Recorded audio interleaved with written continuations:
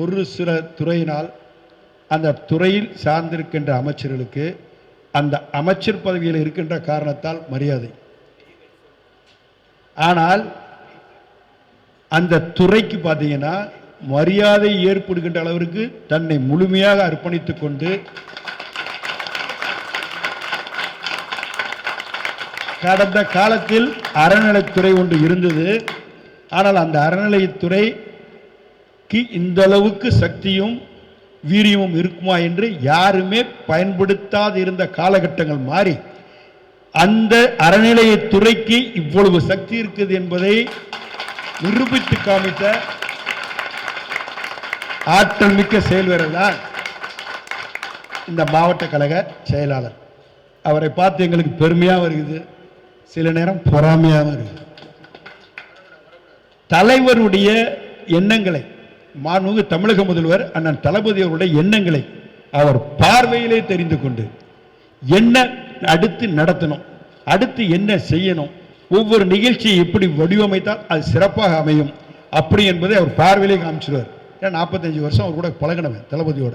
அந்த பழக்கங்களை சைக்காலஜி படிக்காம புரிந்து கொள்கின்ற ஒரு ஆற்றல் படைத்தவர் தான் அருமை நண்பர் அறநிலையத்துறை அமைச்சர் மாண்புமிகு சேகர் பாபு அவர்கள். அப்படிப்பட்ட அமைச்சர் அவர்கள் இந்த அமைச்சர் பகுதிக்கு அவரால் மரியாதை. மாவட்ட செயலாளருக்கும் அந்த மாவட்ட செயலாளர்கள் இப்படிதான் இருக்கணும் அப்படி என்பதற்கு அதுக்கும் அந்த பதவிக்கும் இவரால் மரியாதை. எங்களுக்கு அதனால பெருமை. சக அமைச்சர் சக மாவட்ட செயலாளர் எங்களுக்கு பொறாமை. ஏன்னா இவரை ஓவர்டேக் பண்ண முடியல. நாங்களும் எவ்வளோ முட்டி மோதி பார்ப்போம். இப்போ கூட மேடையில் உட்காந்துருக்க சொல்ல ஒரு ஆவணத்தை காமிச்சார். அந்த ஆவணத்தை பார்க்கும்போது அதை கண்ணில் ஒத்திக்கலாம் போல இருந்தது. அவர் நடைமுறைகள் இந்த உயிரினும் மேலே நம்ம தலைவருடைய பிறந்த நாள் நிகழ்ச்சிகளை எப்படி எப்படிலாம் நடத்தியிருக்கணுன்றதை அதை காமிச்சார். அதை பார்க்கும்போது அந்த அளவுக்கு பெருமையாக இருந்தது. அந்த அளவுக்கு இன்றைய தினம் பார்த்தீங்கன்னா தளபதியினுடைய வண்ண கனவுகளை எல்லாம் அவர் கஞ்சாடையில் தெரிந்து கொண்டு அந்த கஞ்சாடையில் தெரிந்த அந்த நிகழ்வுகளை அவர் ஒட்டுமொத்தமாக நடைமுறைப்படுத்துகின்ற இடத்தில் இருந்து கொண்டு தனக்கு நிகர் தான் தான் என்ற அளவிற்கு அருமை நண்பர் நம்முடைய மாண்புமிகு அமைச்சர் அவர்கள் ஒரு தனி முத்திரையை தமிழகத்தில் இருக்கிற மாவட்ட கழக செயலாளர்களுக்கும் அமைச்சர்களுக்கும் எடுத்த காட்டாக வளர்ந்து கொண்டிருக்கின்றார். அவருக்கு எனது மனமார்ந்த நன்றியும் வாழ்த்துக்களையும் இந்த நேரத்தில் நான் தெரிவித்துக் கொள்கிறேன், கடமைப்படுத்துகிறேன். மாண்புமிகு அமைச்சர் நம்முடைய சேகர்பாபுக்கு இந்து சமய அறநிலையத்துறை மேற்கொண்ட முக்கிய சாதனையெல்லாம் சொல்லணும்னா நாள் பூரா உட்காந்து பேசலாம். இங்கே பேசும்போது சொன்னார், அவர் பேசும்போது இலக்கிய நேயத்தோடு பேசினார். சபையிலையும் பார்த்தீங்கன்னா அதே மாதிரி தான் இருக்கும் அவருடைய பேச்சு. நம்ம எங்க எம்எல்ஏ இருக்காரு, அவரு நாங்களும் பார்த்துக்கிட்டே இருப்போம். இவர் எப்படா இது பேச்சலாம் அதை போட்டு ஒருத்தர் இடையில இருந்து கேட்கக்கூடிய கேள்வி என்னன்னு தெரியாது. அந்த கேள்விக்கு என்ன ஆல்ரெடி வந்து பார்த்தீங்கன்னா சபாநாயகர் கொடுத்துருவார். அவர் இந்த கேள்வி கேட்க போறாரு, இந்த தொகுதியோட சட்டமன்ற உறுப்பினர், அதுக்குரிய ஆன்சர் வந்து அதிகாரிங்க ஐஏஎஸ் அதிகாரிங்க கொடுத்துருவாங்க. அதை வச்சு தான் நம்ம கவுண்டர் கொடுக்கணும். ஆனால் இடையில பார்த்தீங்கன்னா துணை கேள்வி கேட்பாங்க, அது வில்லங்கமாக இருக்கும். அந்த துணை கேள்விக்கும் பிரசன்ஸ் ஆஃப் மைண்ட்ல புள்ளி விவரத்தோட சொல்லக்கூடிய ஒரு ஆற்றல் படைத்தவர் தான் நம்முடைய சேகர்.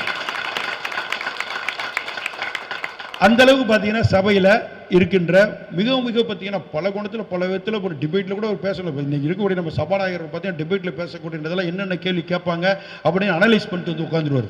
ஏன்னா கேட்கக்கூடிய கேள்விகளும் அவங்க பேசக்கூடிய பேச்சுக்கு கவுண்டர் கொடுக்கணும். ஆனால் அப்படி கூட பண்ணாமல் இடையில துணை கேள்வி கேட்கின்ற போது கூட பார்த்தீங்கன்னாக்கா அதுக்கும் சரியான முறையில் பதில் சொல்லி வாய் அடக்கக்கூடிய ஒரு ஆற்றல் மிக்க நம்முடைய அறநிலையத்துறை தான் அருமை நண்பர் சேகர் பாபு அவர்கள். ஆக ஆட்சி பொறுப்பேற்று முதல் இன்று வரை 3000 கோயில்கள் திருப்பணிகள் நிறைவு பெற்றுள்ளன. மேலும் 3500 கோயில்கள் திருப்பணிகள் விரைவில் நிறைவேறும் என்று அறிவித்துள்ளது. கடந்த 4 ஆண்டுகளில் நிலுவையில் இருந்த 1046 கோடி வாடகை பணம் இவரு பொறுப்பேற்றதுக்கு அப்புறம் தான் வசூலிக்கப்பட்டிருக்கு. அவன் நம்மால் உள்ள உட்காந்து ஆட்டை போட்டு உட்காந்துருந்தான். யார் யார் பேரை சொல்லிட்டு வாடகை கொடுக்காம வியாபாரத்தை பண்ணிக்கிட்டு இருக்கின்ற திருக்கோயில் வந்து கொஞ்சம் நெஞ்சு ஏகப்பட்ட திருக்கோயிலுடைய நிலமும் கோயிலுக்குரிய இடங்களும் அதிகம். அதே மாதிரி கூடிய திருக்கோயில் இருக்கக்கூடிய கடைகளும் அதிகம். அதில் நம்ம வாடகை விட்டுருக்க இடமும் அதிகம். ஆனால் இது வரைக்கும் பார்த்தீங்கன்னா இவருக்கு வேண்டிய அவருக்கு வேண்டிய வந்து அவங்களுக்கு சப்பை கட்டுக்கோ. நான் கூட ஒரு நண்பருக்கு ஒரு விஷயம் சொன்னேன். எனக்கு வேண்டிய தம்பி என் கட்சிக்கு என் ஊருக்காரன் அவங்ககிட்ட ஒரு கிராமமே இருக்குது, அவனுக்கு இந்த உதவி செய்யுங்கன்னு கரெக்டாக சொல்லிட்டார். அவன் இவ்வளோ பெரிய தப்பு பண்ணுவேன், நான் ஒன்றுமே பண்ண முடியாது, நான் என்ன பண்ணுறது, அவனால் வாக்கு கெட்டு போவோம் அமைச்சரை அப்படின்னு சொன்னேன். இதில் வாய்ப்பே இல்லை. கொலை குற்றவாளிக்கு கூட இப்போ தூக்கு தண்டனை கைது கூட ஒரு மன்னிப்பு உண்டு. இதை கொஞ்சம் செய்யுங்க. என்ன இவன் எதில் கை வச்சாலும் தாங்குவேன், அறநிலையத்துறையில் கை வச்சிருக்கான், நான் விட்டு தரவே மாட்டேன்னு சொல்லி இன்ன வரைக்கும் பிடிவாதமாக இருக்கிறார். நானும் 3 வருஷமாக கேட்டுக்கிறேன், அதில் பிடிவாதம். அந்த அளவுக்கு பார்த்தீங்கன்னா எந்த வித துறையிலையும் அந்த இந்து அறநிலையத்துறை இருக்கின்ற அந்த சொத்துக்கு குந்தகம் ஏற்படுமையானால் அதை எதிர்த்து வாதாடுகின்ற அமைச்சராக இருந்து கொண்டு இன்றைய தினம் பார்த்தீங்கன்னா ஏறக்குறைய 1046.31 கோடி வாடகை பணத்தை வசூல் பண்ண பெருமை நம்ம அமைச்சருக்கு உண்டு. அதே மாதிரி திராவிட மாடல் ஆட்சி இதுவரை 7400 ஏக்கர் திருக்கோயில் நிலங்கள் ஆக்கிரமிப்பிலிருந்து மீட்கப்பட்டிருக்கு. இதனுடைய மதிப்பு மட்டும் பார்த்தீங்கன்னா 7132 கோடி. 7132 கோடியை 7132 கோடி ஆட்டை போட்டு வச்சிருந்தான் நம்மால் வச்சுட்டு அவன் மாட்டை அனுபவிச்சுட்டு இருக்கிறான். அதெல்லாம் அவங்க இருந்து பிடுங்கி அது இந்து அறநிலையத்துறைக்கு கொண்டு வந்த பெருமை நம்முடைய மாண்புமிகு அமைச்சருக்கு உண்டு. ஒரு கால பூஜை திட்டத்தின் கீழ் உள்ள 12,953 கோயில்களில் பணிபுரியும் அர்ச்சகர்கள் மற்றும் பூசாரிகளுக்கு மாதம் 1000 ரூபாய் ஊக்கத்தொகை வழங்கி திட்டம் தொடங்கி வைத்துள்ளார். இவர் தான் துவங்கி வச்சது. அதே மாதிரி ஒரு கால பூஜை கோயில் பணிகளில் அர்ச்சகர்கள் மகன்கள் மற்றும் மகள்களின் மேல் படிப்புக்கு 500 மாணவர்களுக்கு தலா ரூபாய் 10,000 வீதம் 50 லட்சம் கல்வி தொகுதியும் இவருடைய அமைச்சராக இருக்கின்ற போதுதான் மாண்புமிகு தமிழக முதல்வரிடம் வாதாடி போராடி பெற்று தந்திருக்கின்றார்னா சாதாரண விஷயம் கிடையாது. அதே மாதிரி திருக்கோயில்கள் நாள் முழுவதும் அன்னதானம் 764 திருக்கோயிலில் ஒருவேளை அன்னதானம் நடைபெற்று வருகிறது. அதே மாதிரி 60 முதல் 70 வயது உள்ள மூத்த குடிமக்கள் பயன்பெறும் வகையில் 2000 பக்தர்கள் அறுபடை வீடுகளுக்கும் 920 பக்தர்கள் ராமேஸ்வரம் காசி ஆன்மீக பயணத்துக்கும் அரசு செலவில் செல்லப்பட்டுவதற்கும் முழு காரணமாக இருந்தவர், தளபதியிடம் சொன்னவர், முதல்வரிடம் சொல்லி பெற்று தந்தவர் நம்முடைய அறநிலையத்துறை அமைச்சர் சேகர் பாபு அவர்கள் தான்.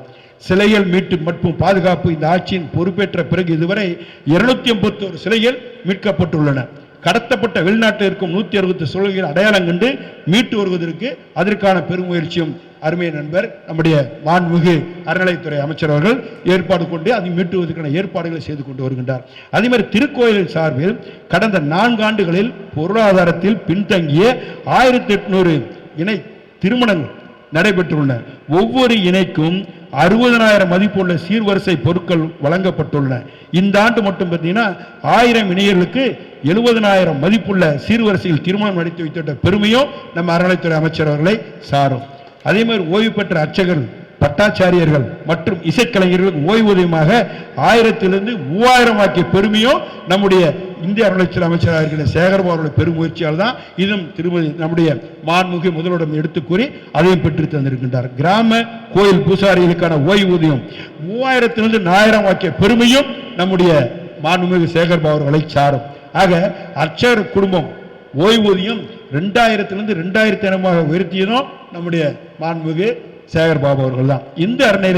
இந்து சமய அறநிலையத்துறையின் கட்டுப்பாட்டில் உள்ள அனைத்து பணியாளர்களுக்கும் பொங்கல் கருணை தொகை 2000 3000 பெற்று தந்திருக்கின்றார் நம்முடைய சேகர் பாபு அவர்கள். பொங்கல் திருநாளை முன்னிட்டு அர்ச்சகர்கள் மற்றும் இதர பயனாளிகளுக்கு 2 புத்தாடைகளை வழங்குவதற்கு ஏற்பாடு செய்திருக்கின்றார். திருக்கோயில்களில் பணிபுரியும் அர்ச்சகர்கள் மற்றும் பயனாளிகளுக்கு மொத்தமாக 83.67 கோடி மதிப்பீட்டில் 48 குடியிருப்புகள் நிதினம் கட்டப்பட்டு அது நடைமுறைக்கு படுத்த இருக்கின்றன. இதெல்லாம் மாண்புமிகு தமிழக முதல்வருடைய கவனத்துக்கு எடுத்து சென்று அந்த மாண்புமிகு முதல்வருடைய கவனத்துக்கு எடுத்து சென்றது மட்டுமில்லாமல் அந்த திட்டங்களை தன்னுடைய தேர்தல் கால இது சட்டமன்றத்தில் தன்னுடைய அறிவிப்புகளை அறிவித்து அதையும் இன்று நடைமுறைத்த பெருமை நம்முடைய அறநிலையத்துறை அமைச்சர் அவர்களை சாரும். அந்த அளவிற்கு நம்ம தலைவரிடம் நெருங்கி இருந்து மாண்புமிகு முதல்வரிடம் நெருங்கி இருந்து அவர் துறைக்கு தேவையான திட்டங்களை எல்லாம் ஏற்றலும் ஈட்டலும் காத்தலும் காத்த வகுத்தலும் வல்லதரசு என்று சொல்வார்கள். அதுபோல ஈட்டியதை ஈட்டி அதை பாதுகாத்து என்னென்ன திட்டங்களை எப்படி முறை செய்து காப்பாற்றும் மன்னவன் மக்களுக்கு இறை என்று வைக்கப்படும் என்று சொன்னான் வள்ளுவர். அதுபோல ஏழையின் சிரிப்பில் இறைவனை காண்போம் என்று சொன்னார பேரறிஞர். அதே போல இன்றைய தினம் இந்த தமிழ்நாட்டு மக்களுடைய அனைவருடைய பேச விட மாட்டாரு. அந்த அளவிற்கு சிறப்பான முறையில் ஒவ்வொரு பணிகளையும் அது இயக்க பணியாக இருந்தாலும் சரி, பொதுப்பணியாக இருந்தாலும் சரி, ஆன்மீக பணியாக இருந்தாலும் சரி, தான் வகிக்கின்ற பொறுப்பாளர் இருந்தாலும் சரி, அதே சிஎம்பியில் ஒரு பொறுப்பில் இருக்கார். எங்களுக்கு கூட பார்த்தீங்கன்னா 10 லட்சம் தான் 10 கோடி தான் கொடுத்தாங்க. பஸ் ஸ்டாண்டு கேட்டேன் 10 கோடி தான் கொடுத்தாங்க. ஏன்னா ஆவடி ஒரு காஸ்மோபாலிட்டன் சிட்டி. பார்த்தீங்கன்னா உண்ணு உணால் உடுக்கின்ற உடையால் பேசுகின்ற பேச்சால் நடையால் உடையால் பாவனையால் அனைத்தும் மாறுபட்ட மக்கள் காஷ்மீர்லேருந்து கன்னியாகுமரி வரைக்கும் வாழ்கிற மக்கள் ஆவடியில் இருக்காங்க. ஏன்னா அங்கே தான் பாதுகாப்புத்துறைக்கு தேவையான அனைத்து தடவாளங்களும் தயாரிக்கிறாங்க. டேங்க்லேருந்து அனைத்து HF இருக்குது, OCF இருக்குது, CV இருக்குது, CVRD இருக்குது, பேராசூட் தயாரிக்கிறதுலேருந்து ஒட்டு மொத்தமாக அங்கே பார்த்தீங்கன்னா டேங்க் இன்ஜின் தண்ணிக்குள்ளே அடிப்போ டேங்க்லேருந்து மேலடிக்கிற விஜயந்தா டேங்க்லேருந்து அர்ஜுன் டேங்க்லேருந்து அனைத்து பொருளும் அது இராணுவ தடவங்கள் இராணுவ கிடங்குகள் இருக்கிற ஆவடி. அதில் காஷ்மீர்லேருந்து கன்னியாகுமரி இருக்கிறான். பல முறை பேசக்கூடாது. இருந்தாலும் அந்த இடத்துக்கு பார்த்தீங்கன்னா 10 கோடி தான் கொடுத்தாங்க எங்கள் பஸ் ஸ்டாண்டுக்கு. நான் இவிட முறையிட்டு பொறுப்புக்கு வந்திருக்கீங்க. பொறுப்புக்கு வந்து எங்களுடைய விஷயத்தை சொல்லிடுறேன். இந்த மாதிரி பல நாட்டுடைய அதிபர்கள் வராங்க ஆவடிக்கு, பல நாட்டுடைய எம்பசி வராங்க, பல நாட்டினுடைய பல கோணத்தில் பல விதத்தில் இராணுவ தடவங்கள் வாங்குவதற்கான கர்னலுக்கு வராங்க. இவங்கெல்லாம் அவங்க வருகின்ற போது அவர்களுக்கு எங்களுக்கு அந்த பஸ் ஸ்டாண்டு சரியில்லை, அந்த பஸ் ஸ்டாண்டை உருவாக்கி கொடுங்கன்னு கேட்டேன். எவ்வளோ கொடுத்தாங்க? ஏற்கனவே 10 கோடி தான் கொடுத்தாங்க. எனக்கு 10 36 கோடி கொடுத்த பெருமை நம்முடைய அருமை நண்பர் மாண்புமிகு நம்முடைய சேகர் பாபு அவர்களுக்கு உண்டு. அந்த அளவிற்கு பார்த்தீங்கன்னா தட்டுங்கள் திறக்கப்படும், கேளுங்கள் கொடுக்கப்படும், தட்டாமே கொடுக்கின்றவர் நம்முடைய சேகர் பாபு அவர்கள். இன்னும் கூட எங்களுக்கு ஒரு 50 கோடி ரூபா தேவைப்படுது. அதை நிச்சயம் அவர் இறக்க குணத்தோடு செய்வார். ஏன்னா அவருக்கு வந்து இயற்கையை பார்த்தீங்கன்னா முல்லைக்கு பேர் கொடுத்தான் பாரி, மயிலுக்கு போர்வை கொடுத்தான் போகன்னு சொல்லுவாங்க. ஆக தான் அந்த வாடிக்கை அவங்களாம் இன்னைக்கு கொடையில் அவங்க மிகப்பெரிய வல்லல்னு சொல்வதற்கு காரணம் அந்த மயில் குளிரில் வாடிட்டு இருந்தவர் தன்னுடைய போர்வையை கொடுத்தாராம் போகன். முல்லைக்கு தேர் கொடுத்தான் பாரி, அவன் என்ன முல்லைக்கு ஒரு கொடி ஒன்று படர்வதற்கு வழி இல்லாமல் இருந்த போது தன்னுடைய தேரை அந்த அவன் பயணித்த அந்த தேரை அந்த முல்லை கொடி கொடுத்து அந்த கொடியை அதில் படர வச்சானா யார் பாரி. அதனால தான் நம்ம வல்லுன்னு சொல்கிறோம். ஆனால் அதே போட்டு தான் நம்முடைய வல்லல் அறநிலையத்துறை அமைச்சர் சேகர் பாபு அவர்கள் கேட்டவுடன் தரக்கூடியவர். இப்போ உங்கள் முன்னாடி நாங்கள் கேட்டிருக்கேன். ஆகவே ஆவடிக்கணும் நம்ம ஒரு பாதுகாப்புத்துறைக்கு சொந்தமான இடம். நம்மளாம் இன்னைக்கு பாதுகாப்பாக இங்கே இருக்கிறோன்னாக்கா பார்டரில் இந்த பொருள்லாம் தயாரிக்கப்பட்ட டேங்க்லேருந்து பேராசூட்லேருந்து இராணுவ தேவையான உடைகள்லாம் இங்கிருந்து போனால் அவங்க இங்கே போனால் தான் நம்மளால் பாதுகாக்க முடியும். அப்படிப்பட்ட பாதுகாக்கப்பட்ட இடத்துக்கு அருமை நண்பர் நம்ம மாண்புமிகு அமைச்சர் அவர்கள் பெருந்தொகையை கொடுத்து மேலும் உதவ வேண்டும் என்று உங்களையெல்லாம் கேட்டுக்கொண்டு இங்கே பயனாளியாக இருக்கின்ற அனைத்து அச்சர்களுக்கும் எனக்கு மனமார்ந்த நன்றி வாழ்த்துக்களை கூறி வாய்ப்புக்கு முடிக்கின்றேன். நன்றி, வணக்கம்.